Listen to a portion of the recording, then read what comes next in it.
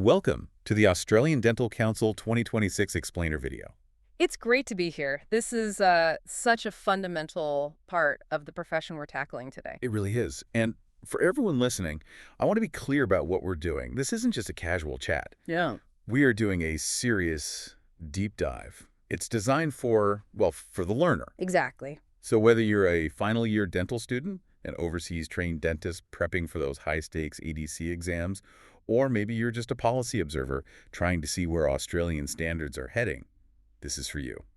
We're really focusing on the absolute core of daily practice, the art and the science of crown preparation and material selection.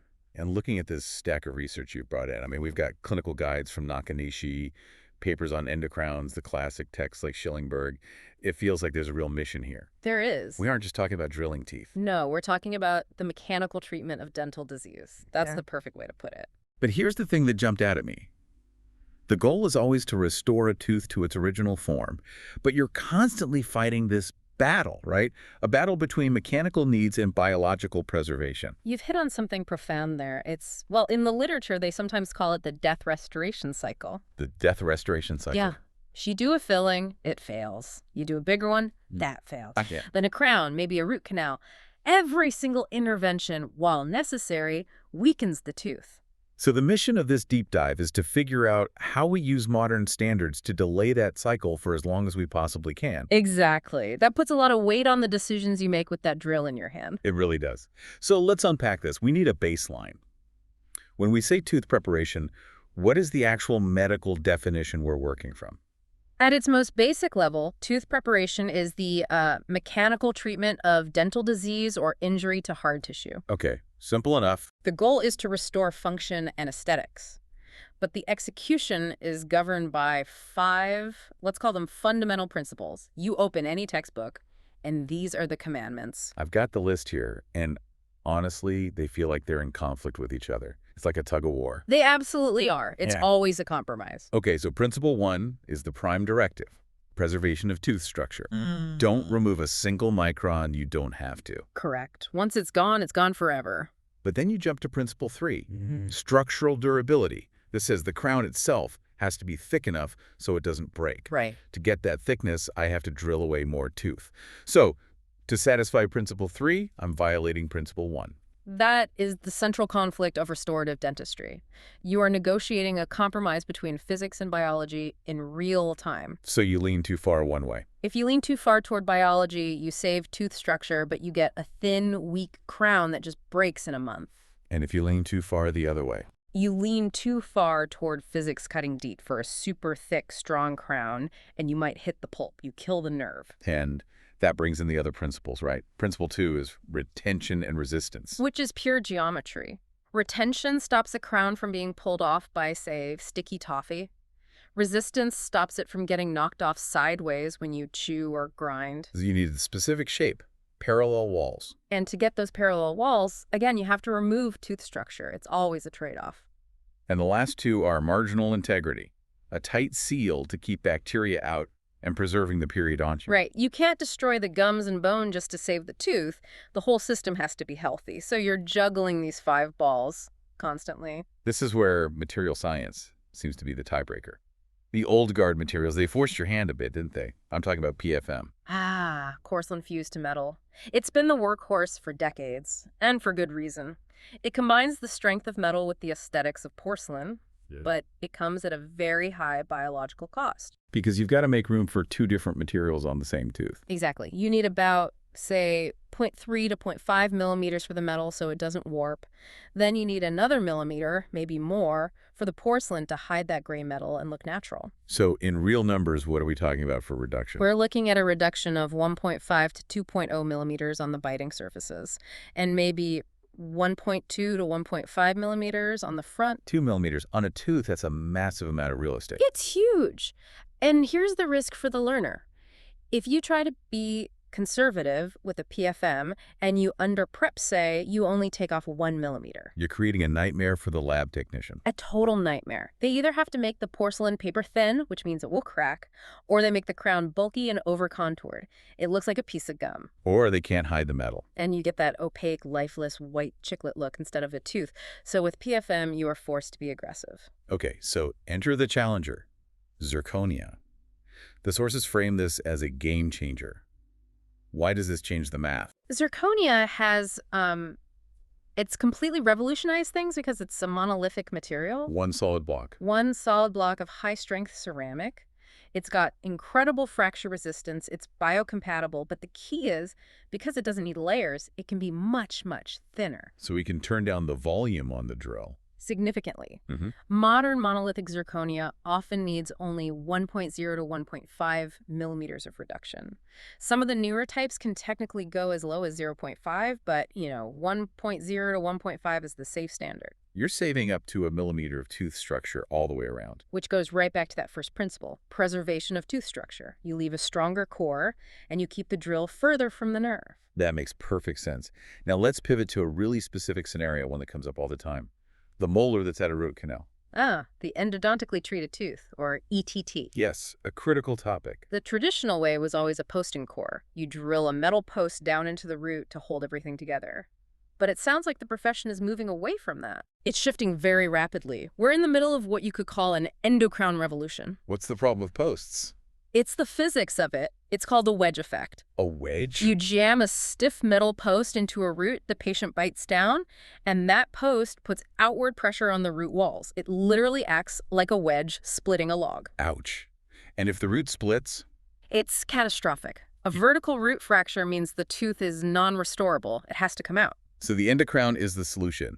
The reading describes it as a monoblock. I'm trying to picture it. You can give it like a docking station. Instead of a post going down the root, the endocrown is a single piece of ceramic, usually lithium disilicate or zirconia, that has a plug on the bottom. Okay.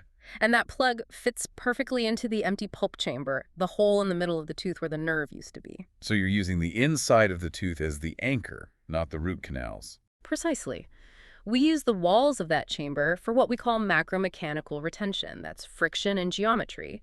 And then we use modern cements for micromechanical retention. We're bonding it in place. So it's glued in, but it also physically locks in. Exactly. And the pros are just undeniable. You're not drilling into the roots, so you're not risking fracture. The studies show endocrowns have fracture resistance that's comparable to, or even superior to, post and core crowns. And I'm guessing it's faster. Much faster. Fewer steps, lower cost, less clinical time. It's an amazing option for molars. Okay, let's zoom in even closer on the prep itself, the landing pad for the crown, the margin. I kept seeing two terms battling it out, chamfer versus shoulder. This is where geometry meets material science right here. A chamfer is described as a curved, sloping finish line. A shoulder is a flat, 90-degree ledge, much deeper. Why does zirconia prefer the chamfer? It's all about stress distribution. Imagine a sharp internal corner, like in a square window. If you put pressure on it, that's where cracks form. That's a stress riser. A shoulder plate creates a sharp internal angle. And zirconia doesn't like that. Zirconia is incredibly strong, but it can be sensitive to those sharp angles. A chamfer is rounded. It just rolls the stress away. It minimizes that stress concentration. So when would you ever need a shoulder? You need a shoulder for materials that aren't as strong on their own, like the older all-ceramic crowns. They need that flat ledge to sit on for support. If you put them on a sloping chamfer, biting forces could cause the porcelain to split. It needs a solid foundation. A flat foundation, exactly. Got it. Now, one term that was practically written in all caps in my notes. It seems to be the holy grail of saving a broken tooth. Ferrule. Ferrule is, it's arguably the single most important concept in prosthodontics. Sounds like a car part. The notes use a pencil analogy. It's an engineering term. Think about a pencil with an eraser. You've got that little metal band that crimps the eraser onto the wood. Okay, I'm with you. That band hugs the wood 360 degrees. If you took that band off and just glued the eraser to the flat top of the pencil, what happens the first time you try to erase something? It would just snap right off. Exactly. In dentistry, the ferrule is that band of healthy tooth structure, ideally 1.5 to 2 millimeters in height. That's above the gum line. The crown grips onto this band. So it's like the hoop on a barrel. It holds everything together. It creates a bracing effect. When the patient grinds their teeth, that fur roll prevents the tooth from splitting. Without it, the crown just acts like a lever, and eventually the tooth will snap off right at the gum line. So for the learner listening, Mm-hmm. if you look at a broken tooth and there isn't 2 millimeters of healthy wall sticking up, you can't just crown it. You cannot. If you do, it is destined to fail. You either have to surgically expose more tooth to create that fur roll, or the tooth has to be extracted. This leads perfectly into clinical decision-making. We have these amazing tools, Zirconia, Endocrowns, but just because we can crown a tooth, should we? And this is the ethical check. If a tooth has minimal damage, do not crown it. Why not? If Zirconia is so strong, isn't that better? No, because it is over-engineering. If you take a tooth that could be fixed with a simple inlay and you grind it down for a full crown, you are aggressively removing healthy enamel for no reason. You're just accelerating that death restoration cycle. So we reserve full crowns for when the tooth is truly structurally compromised. Correct. High functional demand, big existing fillings, signs of grinding. That is where zirconia is a hero.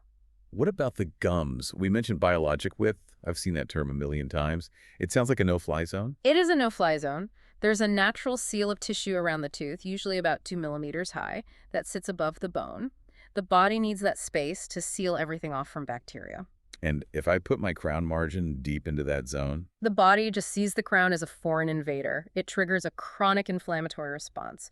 The gums will be red, bleeding, and sore forever. No amount of flossing will fix it. So if a cavity goes deep into that 2 millimeter zone, you're stuck. You can't just prep it. You have to perform surgical crown lengthening. You actually remove a tiny bit of gum and bone to expose more tooth, reestablishing that healthy buffer zone before you even think about prepping for the crown. A crucial takeaway. Manage the biology first. Always. Okay, let's get practical. For the students or overseas dentists listening, how do they get the feel for this? You can't just learn it from a podcast. You have to cut. You have to practice on typhodonts, those plastic model teeth. But more importantly, you need to use the right kit to build that muscle memory. What specific tools are we talking about? Well, for zirconia, you need tapered diamond burrs for your chamfer margins. The shape of the burr literally does the work for you. But for the back of the front teeth or the biting surfaces, you want football diamonds. Shaped like an American football. Exactly. That rounded egg shape lets you create smooth, concave reductions without leaving sharp angles that act as stress risers. And you just have to practice until your hand knows instinctively the difference between a 1 millimeter cut and a 1.5 millimeter cut. It's a tactile skill. And we have to mention the digital shift. CAD/CAM, scanners. Is this just fancy tech? No, it fundamentally changes the quality control.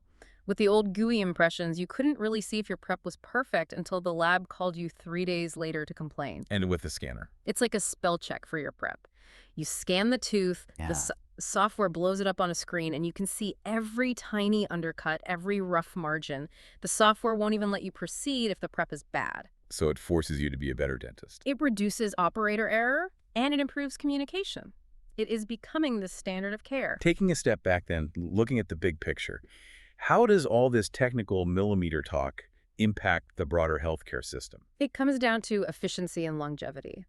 Moving to monolithic materials like zirconia and using digital workflows, it just improves the predictability of the treatment. Fewer remakes. Zirconia doesn't chip like porcelain does. Digital scans don't distort like rubber impressions can. So yes, fewer remakes, faster turnaround times, lower overhead for the practice. And better access for patients.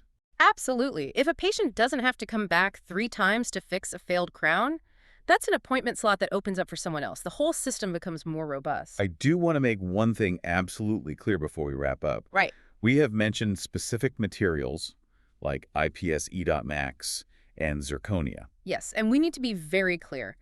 This discussion is based entirely on the clinical survival rates we found in the source texts. This is strictly educational. This is not a sponsored video. Right. We are not selling ceramic. We are analyzing the science to help you make better clinical decisions. An important distinction. Mm-hmm. So let's summarize the mission of this deep dive. I think it's that modern dentistry isn't just about picking a material off a menu. It is about matching the physics of that material to the unique biology of the patient in the chair. You preserve structure where you can. You provide retention where you must, and you respect the surrounding tissue, always. It's the art of the compromise and that death restoration cycle. Mm-hmm. The goal is to intervene in a way that ensures we don't have to intervene again for a very, very long time. The best dentistry is often the least dentistry. If we can do it right the first time, with the right prep for the right material, we save that tooth for decades. That's the provocative thought I'd leave you with. Are we over-prepping out of habit? A powerful place to end. Thank you for joining us on this deep dive. We hope this helps you in your exams and your practice. Please subscribe and share for further updates.